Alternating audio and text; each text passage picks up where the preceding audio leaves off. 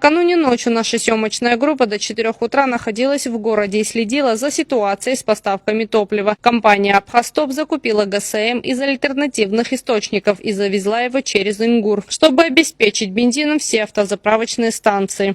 У нас до сегодняшнего дня кризис был, моментами получали там немножко. Думаю, дальнейшие будут представлять «Абхазтоп» дает сейчас в данное время чуть повышенные цены, но придется так поработать по возможности, по силе. Везде очереди, везде ночь ломают, люди очень обеспокоены. Сейчас урожай надо собрать, все надо готовиться к зиме. И такой кризис в данное время. По фактуре как идет, я пока не посмотрел, только подъехал, только заправились, они должны выслать эти документы. Думаю, что 95-й, она завозился 95-й.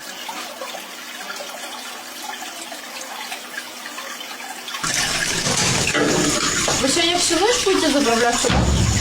Ну, остаток на вечер.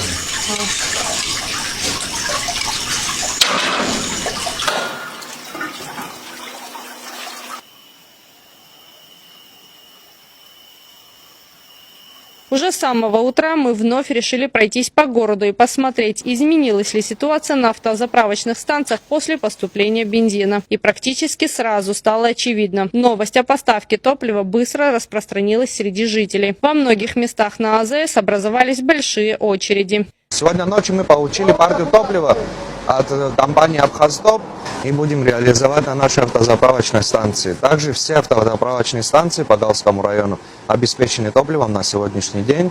Всю ночь топливо разгрузили, потребности населения выполняются.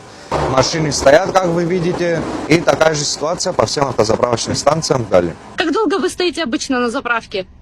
Где-то час. Здравствуйте, скажите, пожалуйста, как обстоят дела на заправке? Давно вы стоите? Нет, только что подъехал, вроде бы бензин нет, все есть. Вчера был большой завоз. Обычно в городе бывает очередь? Ну, с перебоями, но есть. Вам удается заправиться? Хватает бензина? Ну, конечно, есть, потому что люди же двигаются. Очереди выстроились буквально с первых часов работы. Люди старались воспользоваться возможностью заправиться, пока топливо есть в наличии. Для жителей района это стало особенно важным, учитывая, что в последние недели возможность свободно приобрести бензин была серьезно ограничена. При этом для жителей важно не только наличие бензина сегодня, но и понимание того, что заправиться можно будет и завтра. Ведь при сохраняющемся дефиците любая новая поставка становится событием, а появление топлива на АЗС сразу приводит к образованию очередей. Какой бензин у вас сегодня на заправке? На «Абхазтоп». 92 или 95? Мы видим 95. Да. Абхазтоповский бензин. По какой цене продаете? 130. 130. Смотрите, значит, покупная оптовая цена 120, выплаты плюс 10 рублей делаете. Да, так и держите цену, больше не поднимаете. Да, 130. Канистрами не заправляете вы, только машины. Машина. Только машины. 95 или 92-й, заправиться надо. В любом случае. И пока поставки не станут регулярными, а цены более понятными и сопоставимыми, вопрос доступности топлива для жителей Галского района будет оставаться одним из самых острых.